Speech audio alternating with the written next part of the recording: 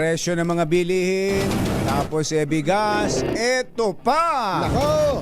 Bad news sa mga motorista at mga consumers. May nakaamba na namang oil price hike sa susunod na linggo at ito'y big time. Big time.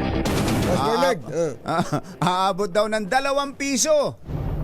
Kada Ha? litro ang pwedeng itaas sa presyo. Ayon po sa Jetty Petroleum, maabot ng 2.50 Sus Mariano, ang posibleng itaas sa presyo ng diesel at kerosene, samantalang 1.60 hanggang 1.80 ang pwedeng itaas sa presyo ng gasolina. Kaugnay niyan, may follow-up report.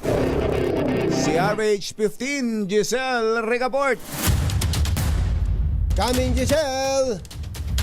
Jerry, katinying sa ikatlong magkakasunod na linggo, tataas na naman ang presyo ng mga produktong petrolyo at ang pinaka-bad news, halos 3 piso ang imamahal.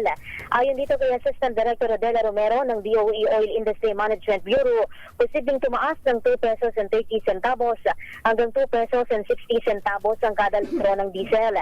Maaari namang tumaas ng 2 pesos and 30 centavos hanggang 2 pesos and 50 centavos ang kada litro ng kerosene. Habang 1 peso and 35 centavos hanggang 1 peso and 60 centavos sa kada litro ng gasolina naman. Sinabi ni Romero na bunsod ito ng panibagong parusa na ipinataw ng Amerika at UK sa langis ng Russia na magre-resulta ng pagbaba ng Russian export. Itutulak din daw ang nasabing hakbang ang mas mataas na presyohan sa pandaigdigang pamilihan. Bukod dito, sinabi ni Romero na posible ring sumipa ang shipping cost sa langis. Ito si Giselle Ricaport para sa DZRH, una sa Pilipinas, una sa Pilipino.